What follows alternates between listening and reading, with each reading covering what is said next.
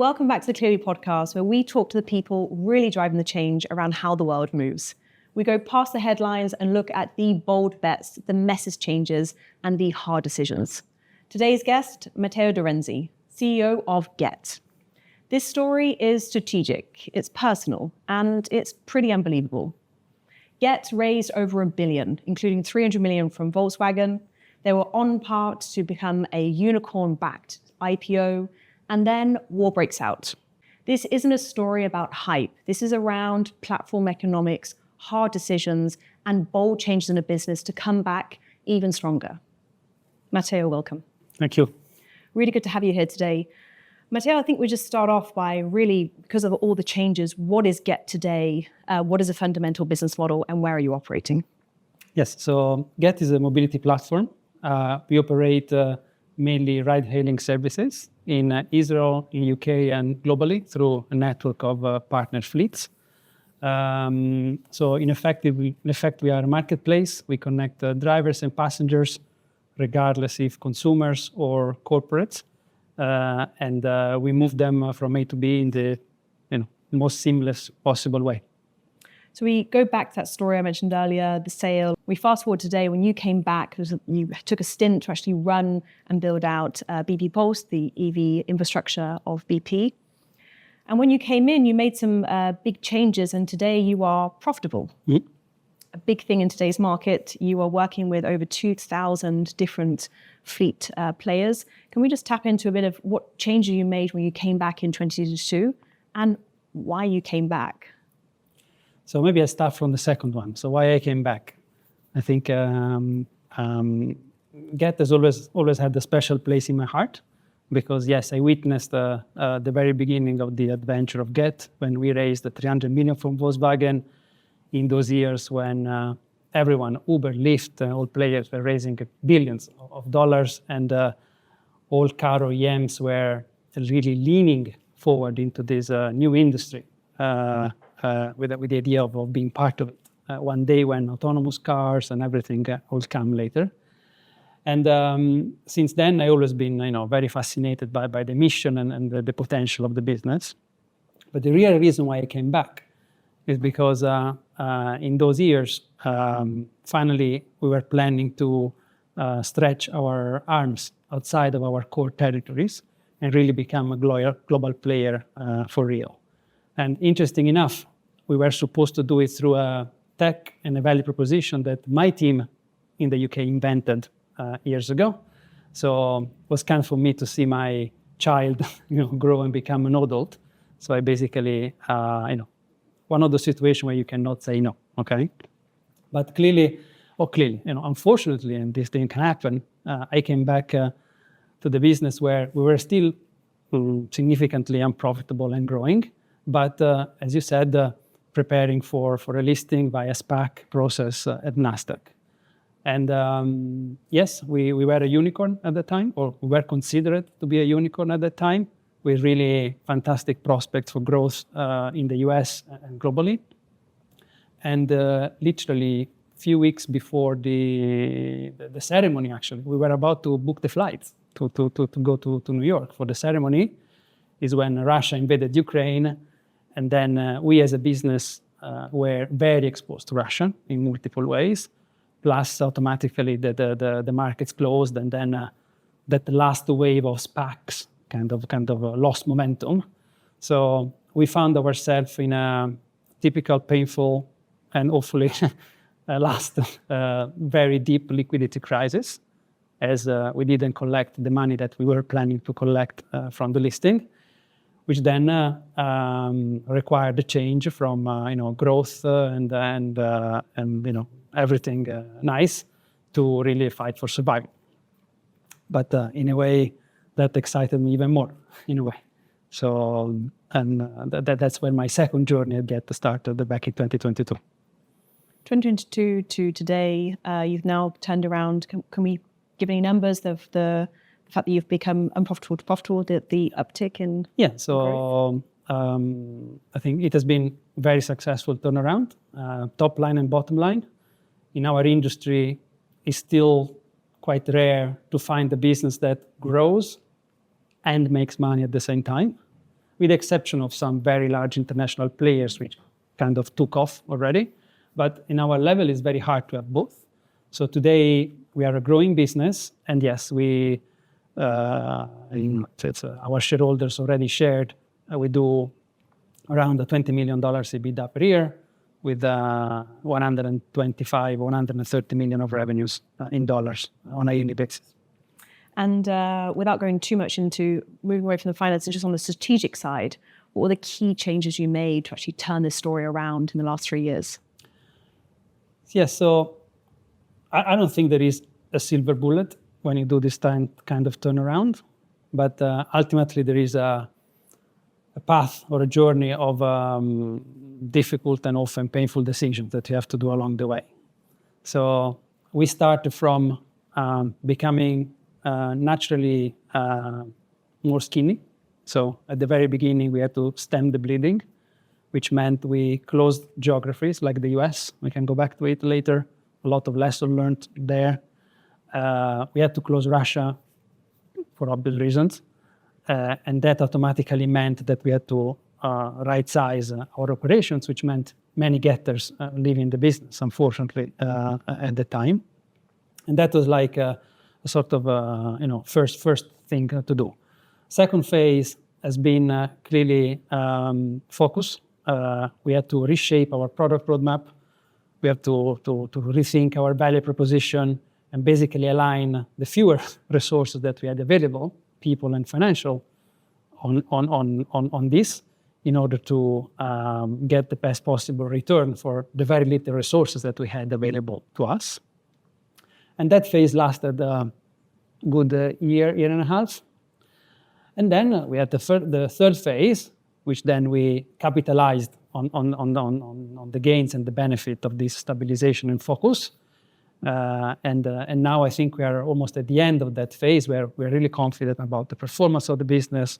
We are stable, still in a very competitive environment, but then we can think about bigger ventures again, but clearly with all the lessons learned in the last few years. Of course, reflecting the market as well. I think just in line with the market, it is about profit. It's not only around the story of profit later, and it's all around just the engagement and how many customers you have on board and kind of undercutting on price, etc.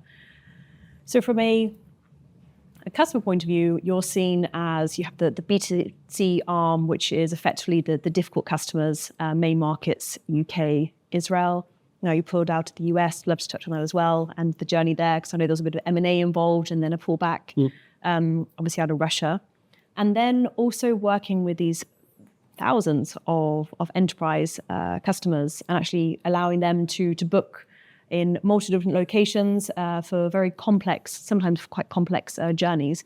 Could we go a little bit into that latter part and how that works?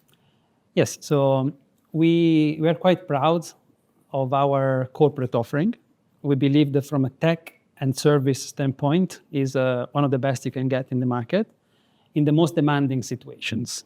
So our assumption, our idea is that time matters when we're in business, and peace of mind matters when you are in business. And that, of course, has a price. We don't position ourselves as the affordable solution for all businesses, but we position ourselves as a fair and a very valuable supplier or partner for businesses to keep moving. Okay, so and ultimately this is what resonates with our customers. We are very reliable. We are very present. We can put our hands on when there is a need. We are not completely absent platform like other players, so we can step in when something goes wrong. Clearly with tech automation and not just human bodies. And that's what gives a peace of mind to our customers, which then have a fully fledged platform available to them, not only to book, but also to manage their cost, track their carbon emissions, and ensure safety and duty of care for their employees and all the things that come with a corporate solution. 2 follow-up questions. What is a difficult situation to start with when you said you're demanding in difficult situations? Yeah, difficult situation for us is first, there is a difficult situation that happens twice a day, which is the morning and the evening. That's when getting a car sometimes is, today, 2025, we give for granted that we press a button and piece of metal will come to pick us up, right? But still, it's not something that happens automatically all the time. So that's already a key point for us, to be sure that we give you a car almost all the time, or we do everything we can to give you a car when you need it. And then in the last few years, we really became more and more experts in managing complex mobility situations. Like every time there is a very high concentration of demand to handle, like airports, venues, or when there is a strong benefit in having a multi-passengers ride. Okay, so the original ride sharing, with many people in the same car, which for many of our corporate customers, particularly government customers, it's clearly a key asset for them to save money, but also provide a great service to as many stakeholders as they can. Plus, we can talk about later, we see it as a strategic kind of entry point for deployment of course, autonomous vehicles later on. Interesting. So let's go back maybe a bit more into the how, because a lot of your competitors tried to do this, the very demanding side where you have high demand, or of course, when you have multiple different people within the vehicle, tried, pulled out. Mm-hmm. How are you tackling this? How do you have that reliability where your competitors will say they're going to be there in a minute and then it cancels maybe once, twice, especially in those tricky periods? I think one, of course, the tech needs to be there, but many of us at this point have a good enough tech. Okay, so this is almost not commoditized. I mean, around the edges there are always those few percentage points of difference that only your tech can do. But for us, the real secret has been really mastering the art of managing the supply. So managing the drivers, managing the marketplace, managing the cars. So not by chance we operate now in Israel and the UK with our own drivers, because we achieved that density and degree of control, not in the sense that we control the driver directly, but kind of influence, at least we can influence their behaviors in a way that allows this marketplace to be very resilient, okay? And that allow us to be more reliable than others. Plus, of course, as I said at the beginning, reliability as a price. And we still believe it's very convenient than having your own car or spending 2 hours in other means of transport. But clearly, you cannot be the cheapest, the most reliable, the highest quality all at the same time. So the quantization being predicting demand, facilitating the driver-rider connection, but actually your moat being, let's look after this supply. Let's also pass some of the funds back to them. Yes. This is peak time, rely on 100%. them. And I guess on the flip side is also to put penalties in place when you have the reverse. Exactly, 100%. So drivers do make more money with us than without. It's proven. And sometimes, depending on the time of the day, we're actually a very competitive deal compared to competitors. So, you mentioned this whole commoditization. So, the word platform is thrown around a lot in the market. Mm-hmm. We are a platform. Mm-hmm. Versus what you regard it is actually the facilitator. You use technology to facilitate your actual business model. Yes. So how do you see platform when it comes to Gett? So I agree with you that platform is sometimes a misused word, I think.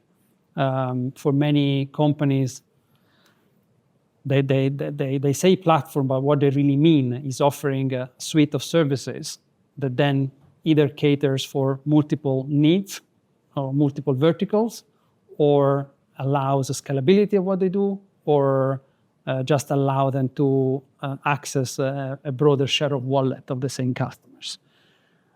That's not our business.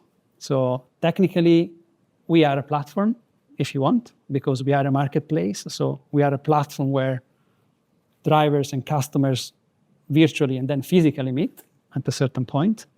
And we are a platform from a pure technical standpoint, because, of course, we do have our own backend, our own microservices infrastructure, our own front end, all the required integration that makes us a platform, okay? But the platform for us is not the purpose, is not the leading value proposition. Our proposition is service of providing a seamless experience from A to B, often in complex mobility situations. And the platform is a how, not necessarily a what, sure. In what we do. Would love to just go a bit more into the energy side of things, because obviously we will go back into Gett. I said I don't want to leave that US side of the story off the agenda, but just pulling back here when it comes to, again, the platform side, energy side, all facilitators on the front end. You obviously left Gett to then go and be at the helm of BP Pulse at a very critical time for them, for rolling out EV infrastructure, and then going back into Gett. You've mentioned autonomous vehicles. You've also mentioned emission tracking. What is your view, so your personal view when it comes now to the demand and also the facilitation when it comes to decarbonizing transportation? Good. So it's thankfully there are no more, at least I don't think there are any more doubts that is happening. Okay, so this I think is something we can take away from the table. We can discuss for long hours how fast will be, how deep will be, but it's inevitable momentum, I think, in the business.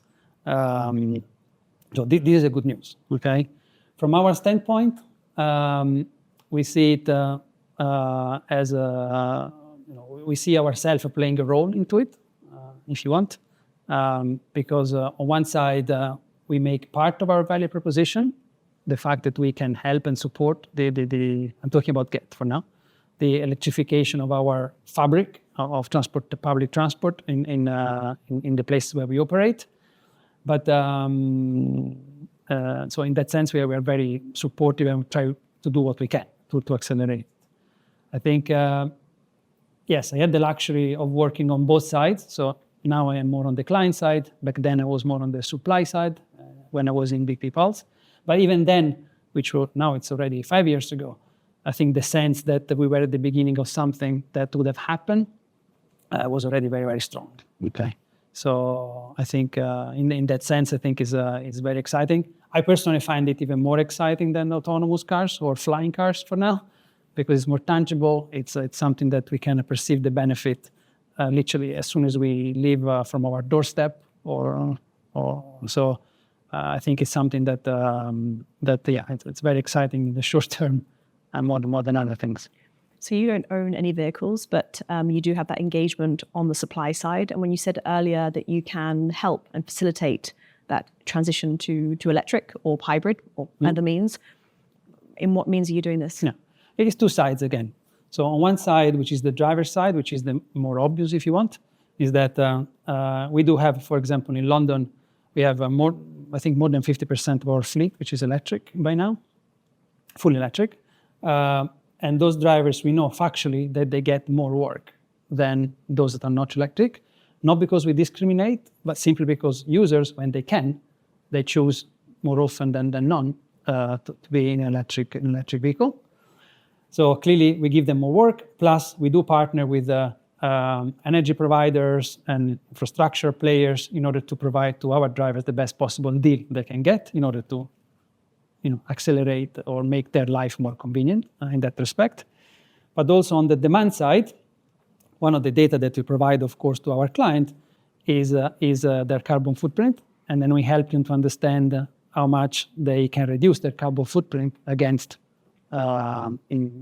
using other mode of transport, or even worse, having their own fleet. Okay, so in a way, we help them tackling scope 1 and scope 3 emissions at the same time. And I think we can play quite a strong role in that ecosystem. But as a non-asset owner, but the ones that are effectively fronting that large supply, and being that the supply is very large, are you able to get involved in any of the negotiation on asset purchases or setting up the financing? No, that's not our business model. By design, we want to remain completely asset light. So we don't want to take we're not equipped to take any liability or commitments on our balance sheet. But as I said, our role is to enable more than anything. And enabling effectively the data insights. And yes. So on the data insights, what data are you gathering? What data are you processing? Is it all from the customer? Is it any from public? You might be scared if I tell you exactly how many things we know about the life of our customers. No, actually, jokes aside, of course we know everything. Okay, we know where you are, where you go, when, how much you pay, all of that, and we need it. Okay, in order to one side, be sure that everything goes right, and then about our drivers, we also know a lot about that, about their behaviors and everything. again, to help them to optimize what they do. So clearly, the obvious most available data is everything about geolocation. And clearly, in a fully anonymized and protected version of it, we use it to do all required simulations for our clients to understand how much they can save in certain situation. We supported years ago a work an initiative in TfL led by their departments for demand responsive transport initiative with a lot of the data that we have to show where there are white spots in the public network that could be replaced by shared taxis, for example, rather than investment in new bus lines or even worse, underground. So everything about the city is something that we know. We also had failures, to be frank. In the past, we worked with insurers, for example, about using all the data that we had to help driver behaviors or even to help to understanding where potholes are in London. But those initiatives didn't come to fruition, maybe for our own fault, because we weren't focused enough on that. I mean, there are a lot of data providers out there. I'm assuming all your data comes from your app. Yes. And the vibrations on the phone can give you a lot, even if you have a second person slamming your door. It gives you, but you are effectively competing against the telematic providers or the connected vehicle players that all are trying to get access to this data monetization. Everything around smart cities obviously was promised, but really it's just the insurer's game that's the main. Yeah, but as you said, I mean, telematics and other mobility providers that's their core business. So I think they have the right to be the front runner in that element of monetization. I think our role is different, and we're happy to be in a different place. Of course. Let's just quickly go back. So obviously there are so many questions we could ask, and I want to go back into you as a leader and also running the company at Gett. I think just starting out with that kind of expansion and the retraction from the US, including organic and also through M&A. Mm-hmm. If you could just touch on that around the decision making and the process itself. Yeah, maybe I'll share a lesson learned from that one. The big lesson learned for us has been that, for me at least, and this is also valid now when maybe I'm helping other businesses or advising or even assessing our own initiatives internally at Gett. We all have seen those beautiful slides in any pitch deck where you have this enormous addressable market, very big serviceable market. And then you say, even if I get 0.5% of that in 3 years, we'll be a $1 billion company. And it's very tempting, of course, to believe, right? And this humble founder that tells you, I just need to be 0.5% of the market. Well, how difficult could be, right? Think about if I'm 5% of the business. But then what we all underestimate, and I think of course there are exceptions, but I think we all underestimate how big is the friction to get to that first, not even 0.5%, 0.05%, okay? And that's actually where we failed, okay? We went to the US with a value proposition that was actually quite complete, that we felt was ready to go, and we had our own wins. But clearly the journey from that 0.1% to the 1% became too hard, and then we had to take this uncomfortable decision to come to close operations and focus where instead we were already above that level. And so on that, I guess so many lessons that you've had through the journeys, but what is the key lesson that you've had in terms of the team and bringing up the morale, especially when a lot of the time you were having to reduce the team, you had a valuation that really stumped, and you're now in kind of back into a steady growth rate versus just a wild growth rate. Mm-hmm. Key lessons there in terms of how you manage that? I think, one, I generally have been always surprised by how resilient people and team and organizations can be. Clearly, when the values are there, when the fundamentals are there, when the leadership is there, some elements needs to be there, right? But I can tell you, for example, that of course in Gett, we all had the very, very hard moments when we saw our valuation, theoretical valuation, going from $1 billion plus to basically being zero, and then had to build up from that point. But what I also noticed is that, yes, we all need a long-term vision and aspiration, but we also need to feel that sense of continuous progress in what we do. And for example, one of our biggest concerns back then was that, hey, now that we are not pretending or planning to be anymore a global leader conquering this massive addressable market, people will leave because then people are here for the dream. That was actually not true. Okay? People were in Gett and are still in Gett because they enjoy what they do day by day. They enjoy the people they work with, they enjoy the challenge, and they like, many of them actually, they like more to see the impact and the progress of what they do day by day, week by week, rather than pointing towards a very long, very far away star, even if very, very shiny. So in that sense, I think also was surprised. But then, of course, I think everyone has his own leadership framework and style that can be influencing more or less those kind of situations, of course. Of course. I guess it's the balance between still noting to what you could become, and I'm sure you're doing that, whilst also then bringing it back and being very grounded to say, okay, this is what we're testing today, and this is what we're going to try to achieve by a month. And if it's going to fail, that's okay. You know, the output and the success was because we tried and we failed it, and we're going to try again on another area. It's very grounded. It's tangible, as you mentioned. People know exactly what good looks like. And as you say, it's also around the values and the team culture. Yeah. But that's something, for example, we have done well, I think, in the last year or so. Probably one of the best decisions that we have made. We started stretching our horizon a little bit more. So we ran the business for 2-3 years in a sort of yearly, quarterly, old-fashioned, private equity-backed type of business. And then we took the conscious decision at the end of last year, actually, to really stretch our horizon a little bit more, okay? So now we're planning on 12, 18 months view, which is enough to dream, enough to have something really impactful to aspire to, but equally not completely lifting our feet, thousands of feet away from the ground and then lose control as soon as the wind blows. So I think that actually was a very good decision we have done in the last year and put the company on a right balance. Exciting. We always ask this for everyone at the end.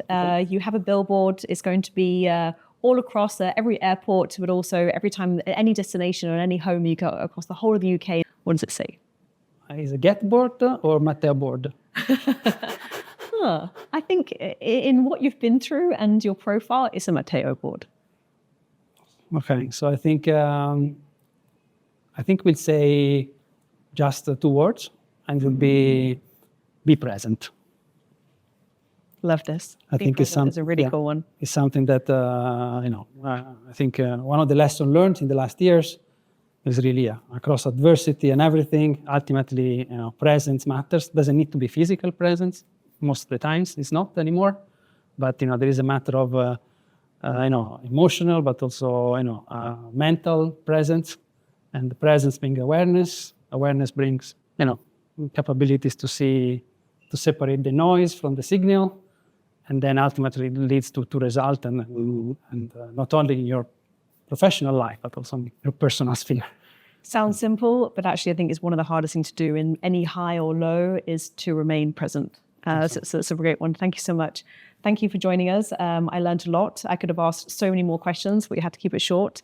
So thank you for joining us. And also thank you to the audience for coming in for another podcast. I hope that you learned today, and hopefully you'll reach out to Matteo and have some more stories. Let's watch where Gett goes, and see you next time. Thank you.